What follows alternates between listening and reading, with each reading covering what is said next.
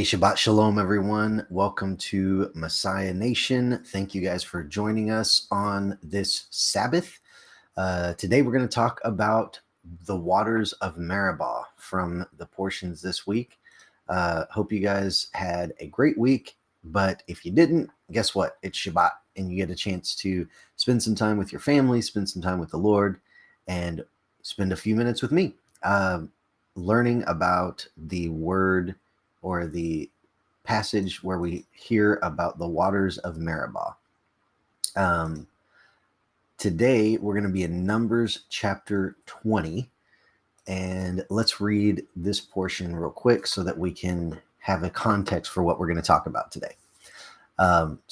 Numbers 20, verse 1 says, "Then the sons of Israel, the whole congregation, came to the wilderness of Zin in the first month, and the people stayed at Kadesh. Now Miriam died there and was buried there." Verse 2, "There was no water for the congregation, and they assembled themselves against Moses and Aaron." Here we go again, right? "The people thus contended with Moses and spoke, saying, If only we had perished when our brothers perished before the Lord." They're grumbling again. Verse 4, "Why then have you brought the Lord's assembly into the wilderness for us and our beasts to die here? Why have you made us come up from Egypt to bring us into this wretched place? It is not a place of grain or figs or vines or pomegranates, nor is there water to drink." Then Moses and Aaron came in from the presence of the assembly to the door of the tent of meeting and fell on their faces. I love Moses and Aaron. Their response to every time the children of Israel come against them is to fall on their face and pray and ask the Lord for help.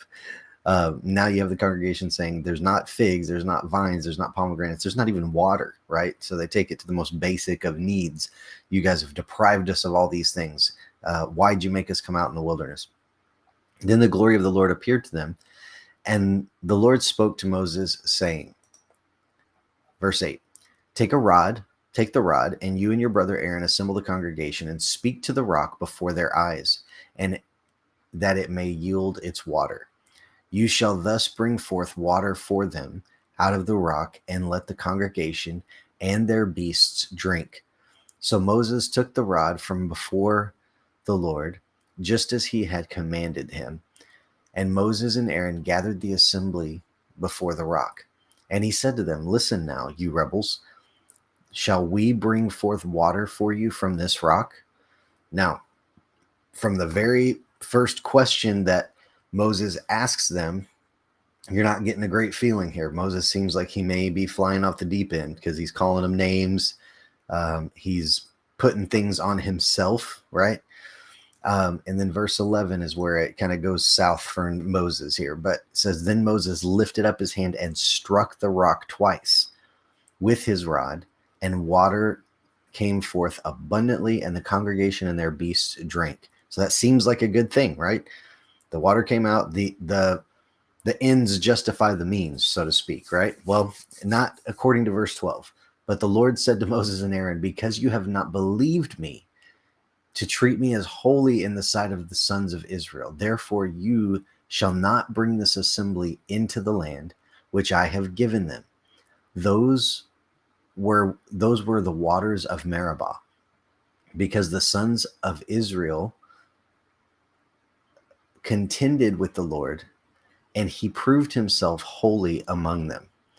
Okay, now a couple things here. First of all, I don't know about you, but this seems like a pretty snappy and harsh judgment from the Lord, because Moses he still kind of did the same thing, right? He struck the rock last time. That was good enough. So let's just strike it again, and that should be good enough.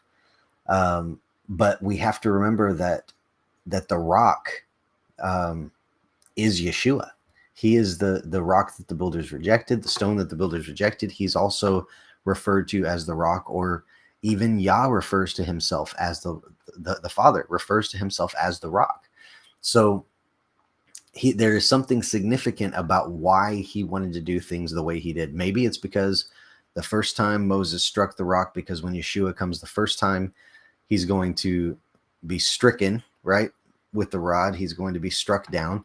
But the second time, he asked him to speak to it, because because when Yeshua comes back the second time to reign as king, he's going to be, it says his words, his law will go out from Zion. He will be ruling with his words, right? So I don't know the reason that the Father had for telling him to speak to it, but it seems like there was something significant here, because there's a significant penalty for him disobeying. I also want to point this out in this passage, something that stuck out to me when I was reading, and when I was talking with a friend of mine, kind of a mentor of mine, when we were talking this week. It's interesting because the congregation continues to say the same thing over and over in the book of Exodus and in the book of Numbers, the book of Deuteronomy. Well, not so much Deuteronomy, because that's just in reading, but there's this theme where they keep asking, why have you brought us into the wilderness? Why'd you make us come out of Egypt? This is a repetitive question. Well, here's the reality. We're still asking that same question as believers. Well, why do we have to come out of the world, Father? Why can't we live the way the world lives? Listen, the Father has very specific commands for us that he's asked us to follow. They're not difficult, right? But they're specific commands, because his way of living is very different than the world. And I mentioned I was talking to this friend of mine. He and I were talking, and he said something that kind of stuck with me. He said he believes that, and I think Scripture supports this, there will be a point maybe in our lifetime where banks are going to fail, crops are going to fail. We're going to be in a situation where we are required to know how to live in the wilderness and not rely on Egypt. And the more we learn how to do that now, the easier it's going to be when that day comes. But the more we continue to keep our foot in the world, keep our hope in the world, keep our trust in the world, keep our lifestyle in the world, the more difficult it's going to be for us to step into God's kingdom. Because remember, it was not Moses that led them to the wilderness. It was the Lord that told Moses, I want you to bring them to the wilderness to worship me. He knew there was no water there. He knew there was no crops there. He knew that there was nothing there for them. He wanted to be their supply. He wanted to be the one that supported them. So that's kind of the quick lesson for that portion. But I want to get into this word because it stuck out to me when I was reading this week. The waters of Meribah. Okay, we looked that word up. There it is in Hebrew. And the definition is strife or contention. It was called that, we read, because they were striving with the Lord. They were contending with Moses. And when I read that this week, I started to look at the word. Now, remember, I'm going to show you another picture of it in Hebrew. Remember, in Hebrew, in the Bible, we don't have those vowel points at the bottom and the different things that are written, underneath the letters there. We only have the letters themselves. So the white section there is more of what it looks like. Okay, so that's why I put that one there. And I want to remind you of a couple things. Matthew 4 says, but he answered and said, it is written, man shall not live by bread alone, but on every word that proceeds out of the mouth of God. So words are important. So when I came across Meribah, I stopped because there was something hitting me about that word that I wanted to look up and kind of study.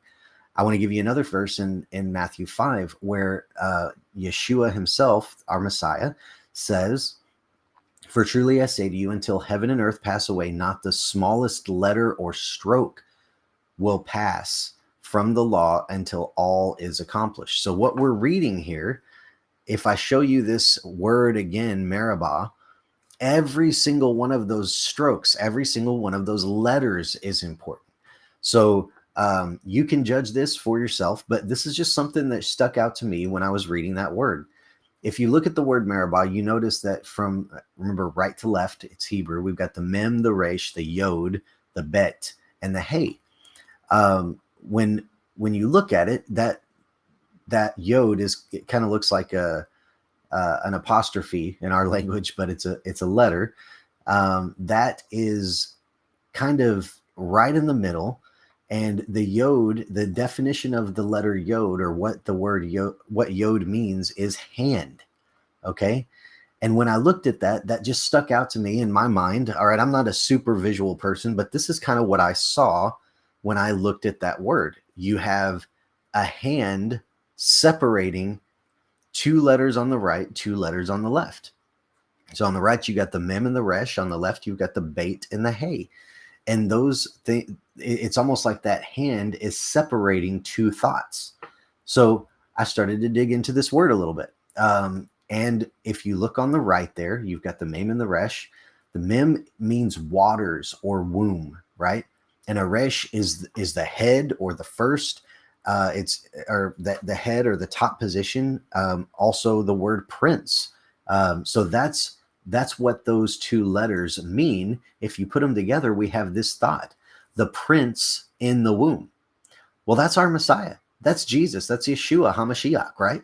He is the prince in the womb from his conception, from his the Lord birthing this child within Mary, breathing life into this child in Mary, him coming, as Philippians tells us, in the lowliness of human form. He was a prince, the prince of heaven from the very beginning. So we have one thought here that's really awesome in that passage. We've got a prince on the right who is in the womb. Well, that's an interesting thought. So then you go to the second set of letters on the left there. We've got the bet, which is a house, or I know it doesn't technically mean the word son, but the son is the one that was sent to the tent or sent to the house, right? So a lot of times the word bet or the letter bet for me points to the son, because you have the aleph, which is the first letter in the alphabet, which is pointing to the Father, the strength of the Father. You have the bet that is pointing up many times to the Son, because he is the one who is building the house of the Father. And then you have the hay, which is a man jumping up and down in the Paleo Hebrew saying, behold, look at this, I have a revelation for you, right? And that is those are those two letters put together. So that gives us this kind of definition here, that we see the house of the Son is revealed. Okay. Well, that's the kingdom of heaven, right? That's where he came from. So if you put these thoughts together, on one side, you have the prince in the womb, and on the other side, you have the house of the Son revealed. Well, when you see that hay at the end, you know that there's something that's going to be revealed. What is going to be revealed? Well, it's very clear in the word Meribah that what's being revealed is the Son. There is a plan for the Father to reveal the Son, and maybe this is why he got upset, because if you add the yod back in there, this is what that statement is together. The prince in the womb on one side, and the house of the Son is being revealed on the other side. But he's wanting to do it by his own hand. And yet Moses takes the staff and strikes the stone twice. And it's now the power of God, the answer of God. All of those things are being done by the hand and the staff of Moses, not by the hand and the staff of the Father. And it's affecting the revelation of the Son coming in two parts, like we mentioned, first with being stricken, secondly, with coming with the power of his words. Remember, even him maybe wanting to reveal the house of the Son, which is heaven, right? The original house of the Son. Well, remember what happened when he spoke at the beginning. There was creation. Waters were created. Waters were gathered together at his words. Well, maybe he's wanting to show this again here in Meribah, but the servant Moses takes it upon himself. Aaron takes it upon himself to strike the rock instead of speaking to it. Remember what it said in verse 8. He said, gather the congregation, speak to the rock before their eyes, that it may yield its water, and you shall bring forth water from out of the rock and let the congregation and their beast drink, right? And then you fast forward and he doesn't do that. And he says, you have not believed me. You have not trusted me. You've not treated me holy in the sight of the people. Why? Because you took away an opportunity for revelation, right? Pretty crazy stuff here. But there's when you unpack this even further, you see 4 things that take place with this view of the word Meribah that are pretty interesting. First of all, you have 2 houses. Well, we know about the northern kingdom and the southern kingdom of Israel that are coming together as one. There's a revelation of one house, 2 houses coming together into one, right? Well, you have the same thing in this word. You have the prince in the womb. You have the prince in heaven, right? The son in heaven. He's got 2 homes here, two homes being revealed, that the son is both man and the son is also Elohim. He is God. So we've got those 2 things playing together. You've got 2 revelations of the fact that that king will come in human form through the womb of Mary. And you've got the revelation of him coming again from his home in heaven, being revealed to all mankind, right? And instead of these 2 revelations being received from the Father, Moses struck the rock twice. And it's almost like with those 2 strikes of a rock, he took those 2 things away from the Father to be shown as holy. And then the Father tells him very clearly, because you didn't do it the way I said to do it, you don't believe me, and you're not treating me as holy. Those are some pretty strong statements there. So I want to put that to you, okay? When we don't do things, now I want to venture back just for a second. This particular portion, and I know we didn't go over this, right? But this particular portion it starts in Numbers 19. And I'm going to give you the name of it. It's Huchat, right? It's a really the root of it is the Het and the Kuf. So we have 2 letters put together, and this is a command. It's kind of interpreted as statute. But this particular root word and this statute is something that we do. It's required of the Lord. It's a statute of the Lord, but it's something that we don't understand why we do it. So in this passage, Moses had struck the rock. He understood that the first time. He struck the rock, water came out of it. Makes sense. There's an impact. Maybe he didn't understand this particular command, right? And there's more commands to come that we read about in these passages, chapter 19 through 25. Where there's other commands given, but there's very clearly in Scripture lots of commands given to us that we don't understand necessarily what the reasons behind it are, but it's still a command of God. He understands the reasons behind it. So my question for you is this: do we believe him? Are we going to treat him as holy and do what he has asked us to do, even if we don't understand why he's asking us to do it? All right, Psalm 25 says this: make me know your ways, O Lord. Teach me your paths. Lead me in your truth and teach me. For you are the God of my salvation. For you I wait all the day. This should be our attitude, guys. Our attitude should be to wait on the Lord, to look for his ways, his paths, his truths. And even if we don't understand why he's telling us to put down the bacon, if he's asked us to do it in a certain way, maybe it's important for us to listen, because he's got more. His ways are higher than our ways. His thoughts are higher than our thoughts. We should maybe dial into some of that and hear what the Father is telling us and follow through with the instructions that he's given us. So that's my thought for you on this Shabbat. Go back, study it. The waters of Meribah, right? Got the prince in the womb. We've got the son, the house of the son. So being revealed by the hand of the Lord. So God bless you. Enjoy the rest of your Shabbat and have a wonderful day.